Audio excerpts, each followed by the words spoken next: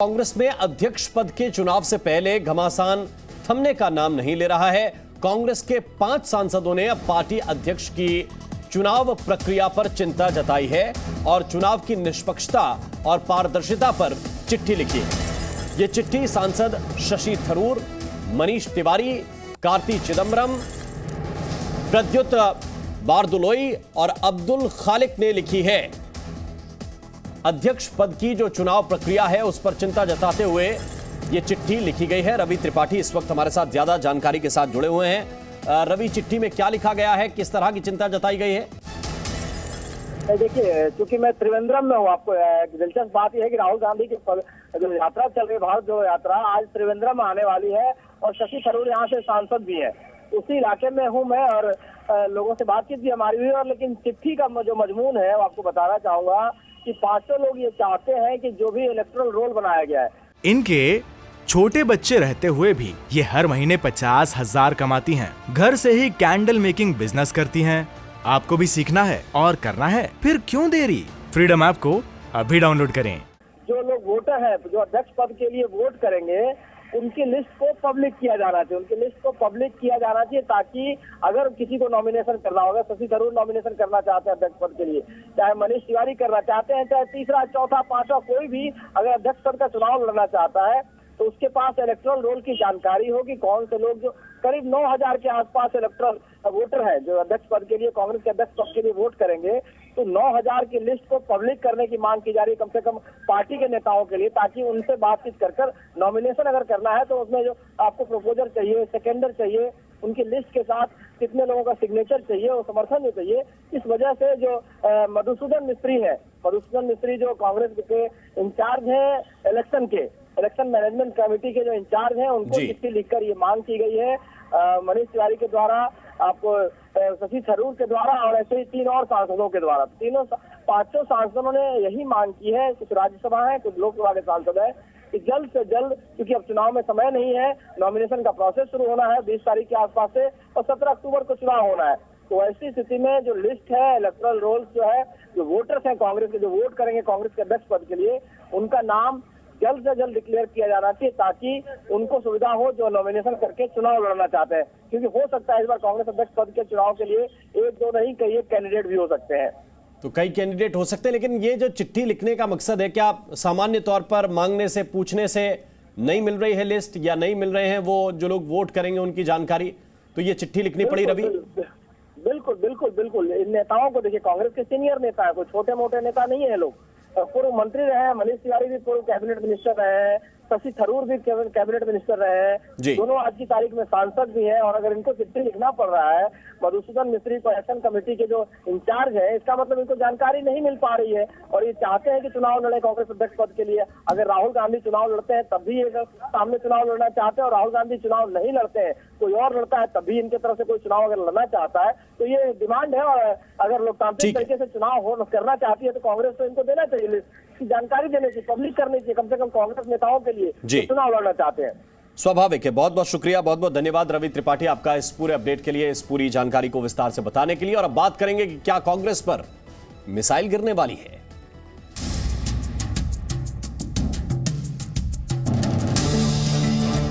Congress party का साथ छोड़ने के बाद जम्मू कश्मीर के पूर्व मुख्यमंत्री गुलाम नबी आजाद एक बार फिर कांग्रेस पार्टी पर हमलावर हैं। एक रैली के दौरान उन्होंने कांग्रेस पार्टी पर हमला बोलते हुए कहा कि अभी तो मैंने सिर्फ 303 की राइफल से हमले किए हैं, अगर मिसाइल चला देता तो वो गायब हो जाते। उन्होंने तो मिसाइल चलाए, मैंने तो इधर से 303 ही चले, तो वो उसी में वो ढेर हो गए। अगर मैं बैलिस्टिक मिसाइल चलाता तो नजर नहीं आते। गुलाम नबी आजाद ने यहाँ तक कह दिया कि पता होता कांग्रेस छोड़ने पर इतना प्यार मिलेगा तो बहुत पहले ही पार्टी छोड़ देता। इसके अलावा उन्होंने 370 धारा पर भी विरोध जताया। लेकिन आज मुझे अफसोस है कि इसके टुकड़े टुकड़े किए, एक लद्दाख गिर गया और एक इस तरफ गिर गया टुकड़ा। आपको बता दें कि कांग्रेस छोड़ने के बाद गुलाम नबी आजाद अपनी पार्टी बनाने की कवायद में है। ऐसे में सवाल ये है कि गुलाम को शह से किस किस को मात मिलेगी। तो कांग्रेस से नाता तोड़ने के बाद से गुलाम नबी आजाद अपनी पूर्व पार्टी पर लगातार हमलावर हैं। और अब उन्होंने कांग्रेस के आरोपों पर पलटवार करते हुए पार्टी पर गंभीर आरोप लगाए हैं। उन्होंने कहा कि पार्टी के अधिकारियों ने मेरे ऊपर मिसाइलें दागी और जवाबी कार्रवाई में मैंने सिर्फ राइफल से ही गोलियां चलाई। साथ ही उन्होंने कहा कि क्या होता अगर मैंने बैलिस्टिक मिसाइल इस्तेमाल कर दी होती। ऐसा करने पर वे यानी कि कांग्रेस शायद गायब ही हो जाते, साफ ही हो जाते। ये गुलाम नबी आजाद कह रहे हैं।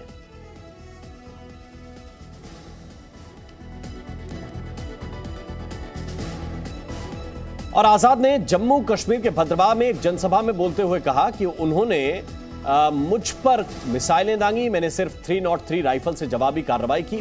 क्या हो जाता अगर मैं बैलिस्टिक मिसाइल चला देता। साथ ही 370 धारा हटने से कश्मीर में बदहाली आई है, यह भी गुलाम नबी आजाद ने कहा है।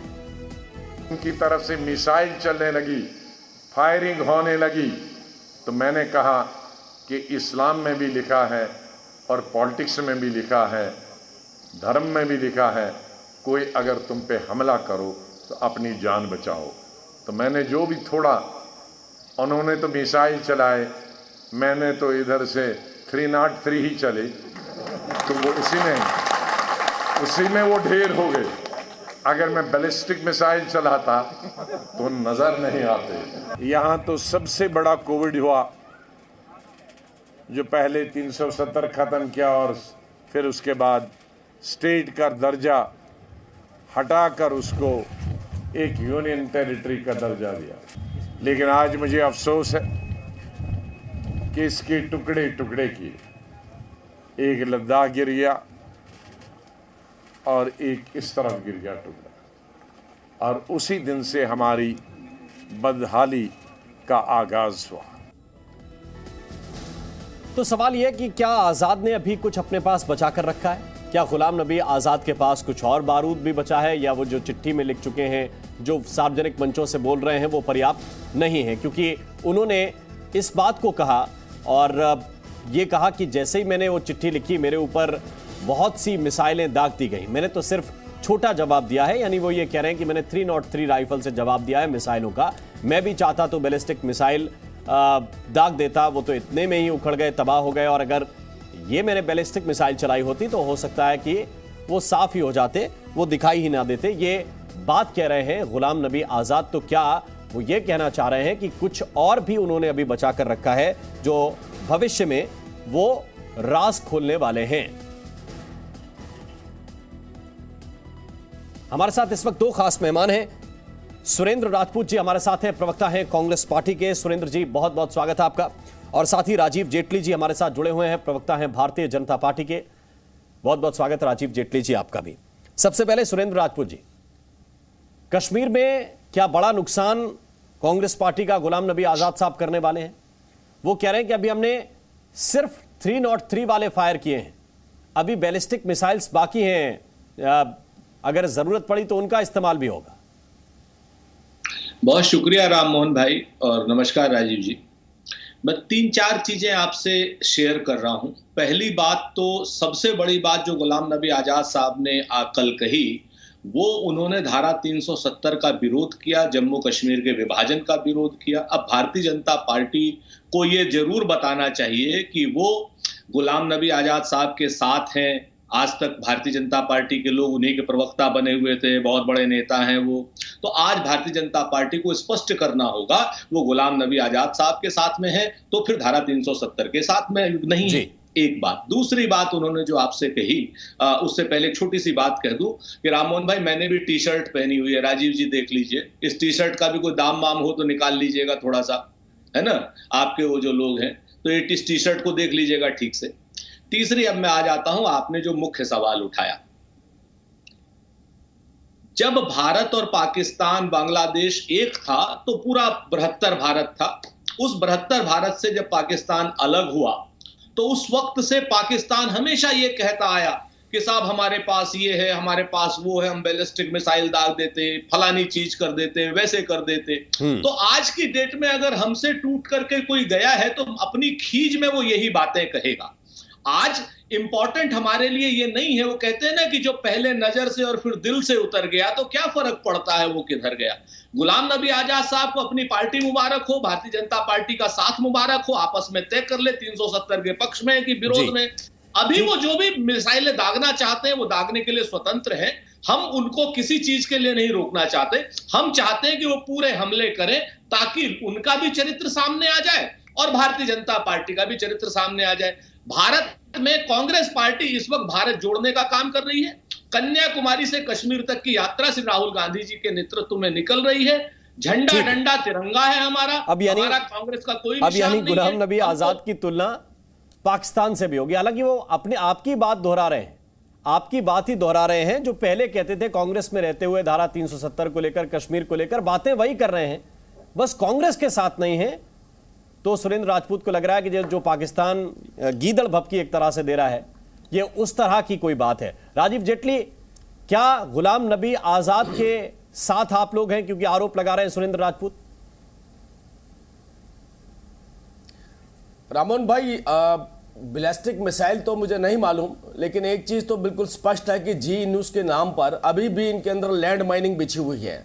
राहुल गांधी जी जहां जहां पैर लगेंगे वहां वहां ब्लास्ट होने का खतरा रहता है। आप ही ने तो बता दिया अभी थोड़ी देर पहले कि मनीष तिवारी जी क्या कह रहे हैं। मनीष तिवारी जी कह रहे हैं कि भाई ये जो व्यवस्था है चुनाव की पारदर्शी होनी चाहिए। तो मतलब एक बात स्पष्ट हो गई। राहुल गांधी जी की कल की स्टेटमेंट बिल्कुल स्पष्ट कर रही है कि जब चुनाव होंगे तो आपको पता चल जाएगा कि मैं अध्यक्ष बनूंगा कि नहीं बनूंगा। मतलब ये भी, और मैं अपने आइडियाज को लेकर बिल्कुल क्लियर हूं, मैं क्या बनना चाहता हूं वो मेरे को बिल्कुल पूरी तरह से स्पष्ट है। मतलब राहुल गांधी जी तैयार है इस बात को लेकर कि वही अध्यक्ष बनने वाले हैं। अगर वो नहीं बनने वाले हैं तो ये भी उन्हें मालूम है कि उनको किसको अध्यक्ष बनाना है। मतलब कोई चुनावी प्रणाली के तहत ये अध्यक्ष का पद निर्धारित नहीं होने वाला। और ये हम नहीं कह रहे हैं, ये भी G19 कह रहा है। G19 को ना, G19 भी कांग्रेस के अपने ही नेता है। गुलाम नबी आजाद साहब ने जो ह्यूमिलेशन, बेइज्जती सही है ना, वो कांग्रेस का एक एक नेता सह रहा है। सुरेंद्र भाई बोल नहीं पा रहे होंगे, लेकिन हो सकता है इनको भी एहसास हो कि अब जो कांग्रेस पार्टी की जो नीति और निर्देश हैं वो राहुल गांधी जी निर्धारित करते हैं। और इस बात की हैरानी नहीं है कि राहुल गांधी जी निर्धारित करें या ना करें, इस बात की हैरानी है अगर वो खुद करते हैं तो शायद नेता फिर भी कह देंगे गांधी परिवार के साथ तो हम जुड़े रहे हैं, हमारा फर्ज भी बनता है कि वो जो बात बोले हम उसको मानते चले जाएं। लेकिन जो नीति निर्धारित करने वाले लोग हैं वो आजकल सिक्योरिटी गार्ड हो गए। इससे ज्यादा कोई व्यक्ति अपनी क्या बेइज्जती महसूस करेगा, सोचिए। राहुल गांधी जी के दरवाजे पर सुरेंद्र राजपूत जी जाए और सुरेंद्र राजपूत जी को बाहर बैठा हुआ एक व्यक्ति बता दे, अरे भाई शाम को टीवी पे ये बोलना चाहिए, जाके बात करिए वहां पर, तो आप सोचिए सुरेंद्र राजपूत जी को कैसा एहसास होगा। और ये तो चलिए, सुरेंद्र राजपूत जी अभी यंग है, युवा है, लेकिन जिसने 52 साल उस पार्टी को दे दिए, मैं फिर आऊंगा 52 साल के बाद भी अगर वो दरवाजे से दिशा निर्देश लेकर के आए तो उस पार्टी का क्या गुलाम नबी आजाद के साथ आप हैं? इस सवाल के साथ दोबारा लौटूंगा। फारूक इंकलाबी इस वक्त हमें ज्वाइन कर रहे हैं, नेता है PDP के। फारूक जी, अब गुलाम नबी आजाद एक अलग चुनौती लेकर आए हैं, आप लोग चुनौती की तरह ले रहे हैं कि ये भी कांग्रेस, पुरानी कांग्रेस की तरह ही ले रहे हैं इसे भी? जी, आपका बहुत बहुत शुक्रिया। मैं आपको बताना चाहता हूं कि गुलाम नबी आजाद साहब जो है हमारे लिए और खास करके जम्मू कश्मीर के आवाम के लिए बिल्कुल भी चुनौती नहीं है।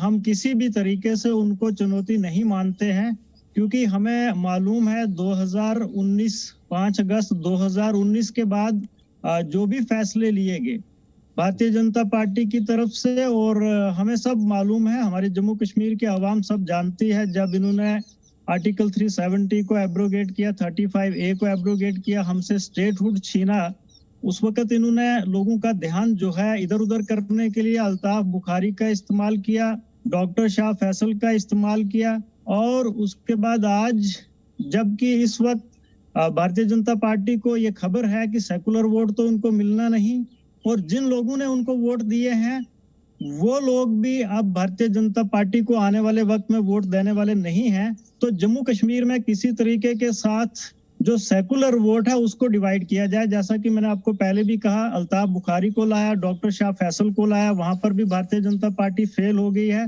और आज जो गुलाम नबी आजाद साहब हैं, ये गुलाम नबी आजाद साहब खुद नहीं है जम्मू कश्मीर में। गुलाम नबी आजाद साहब तो सिर्फ पर्दे पर हैं, पर्दे के पीछे जो है वो भारतीय जनता पार्टी है। जैसे जम्मू कश्मीर के आवाम को बखूबी पता है।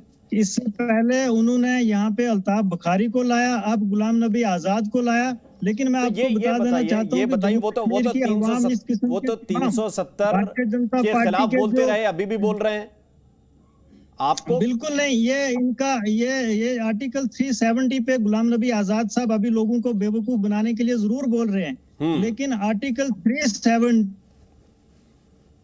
जी अगर हम देखेंगे तो इनोवेशन के लिए पार्लियामेंट में, राज्यसभा में वोट किया है, उनके हक में किया, भारतीय जनता पार्टी के कहने पर किया है। मैं आपको एक बात और बताना चाहता हूं कि जब रिटायरमेंट हुई है वहां से, आप हमारे इस मामले को लेकर स्पष्ट हैं, जो है वो रोए हैं। आप इस मामले को लेकर स्पष्ट हैं कि गुलाम नबी आजाद जो आए हैं, भले ही नई पार्टी की शक्ल लेकर आए, लेकिन वो बेवकूफ बनाने के लिए आ रहे हैं। और जो इतने वर्षों से कश्मीर की जनता को आप बनाते रहे, वो बहुत भले का काम था और वो बहुत भला आप लोग कर रहे थे। नहीं, हम इससे पहले भी जम्मू कश्मीर की आवाम के हकूक के लिए लड़ते आए हैं, आगे भी लड़ते हैं। हमारा मौकफ बिल्कुल सीधा सा है, हम कभी भी अपने मौकफ से जो है वो हटते नहीं है। अब गुलाम नबी आजाद साहब का जहां तक मसला, मैं आपको क्योंकि आरोप ये लग रहा है, मैंने कहा 1973 में ये आरोप लग रहे हैं, वहां की स्थानीय पार्टियां भी कह रही हैं कि ये बीजेपी बी टीम की तरह गुलाम नबी आजाद को यूज कर रही है। बिल्कुल, और कर रही नहीं। फारूक इंकलाबी साहब रुक जाइए, ये बीजेपी रुक जाइए। राजीव जेटली जी से प्रश्न था, बताना चाहता हूं कि इंकलाबी साहब मैं आपको थोड़ा सा आराम कीजिए। राजीव जेटली जी। हाँ जी क्या रिपीट करेंगे थोड़ा सा? ये पीडीपी भी आरोप लगा रही है, सुरेंद्र राजपूत जी ने भी आरोप लगाया कि बी टीम की तरह गुलाम नबी आजाद को आप पर्दे के सामने रखकर पीछे से खुद खेल रहे हैं।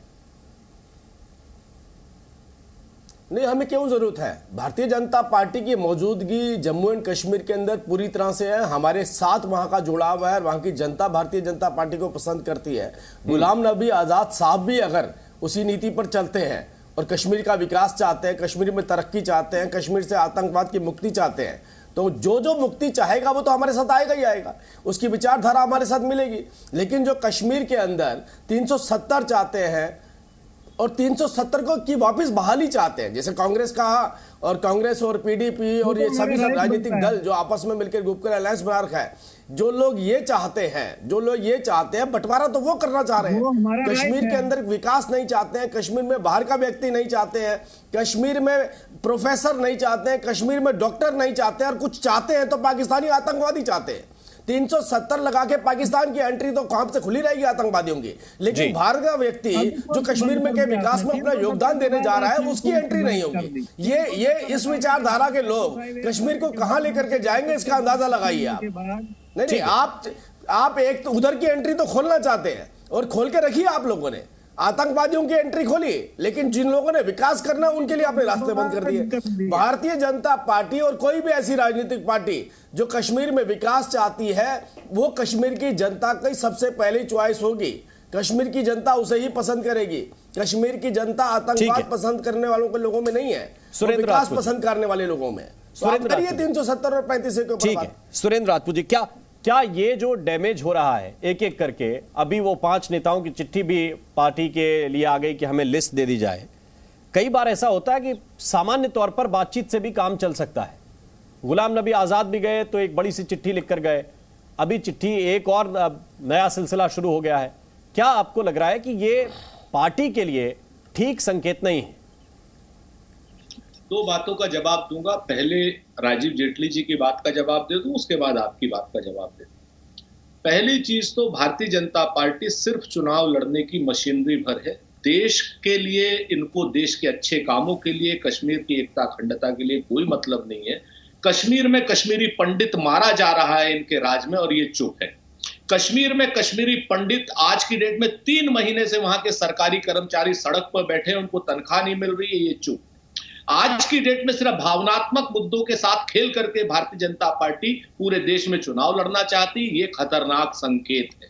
हिंदू मुसलमान करना चाहती है। आतंकी कश्मीर में भारतीय जनता पार्टी के सदस्य हैं, 2-2 लाख रुपए के आतंकी। तो इनको यह बताना पड़ेगा कि 2 लाख रुपए के आतंकी कश्मीर में भारतीय जनता पार्टी के सदस्य क्यों हैं, और जो माननीय गृह मंत्री के पीछे खड़े हुए मिलते हैं और उनको अमरनाथ यात्रा पर हमले की योजना बनाते हुए पकड़ा जाता है। ये बात। दूसरी बात जो आपने अभी कांग्रेस में बात करी, तो निश्चित तौर पर हमारी पार्टी में आंतरिक लोकतंत्र है।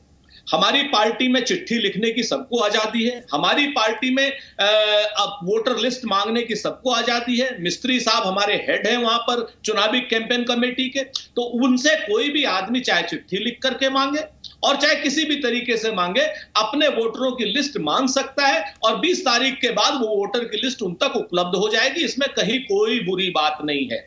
हम पार्टी के आंतरिक लोकतंत्र के हिसाब से जो लोग भी चिट्ठी मांग करके लिख रहे हैं, उनकी कोई हमें न शिकवा है न शिकायत है। मतभेद होना एक अच्छी स्वस्थ परंपरा है। इनके छोटे बच्चे रहते हुए भी ये हर महीने 50,000 कमाती हैं। घर से ही कैंडल मेकिंग बिजनेस करती हैं। आपको भी सीखना है और करना है, फिर क्यों देरी? फ्रीडम ऐप को अभी डाउनलोड करें।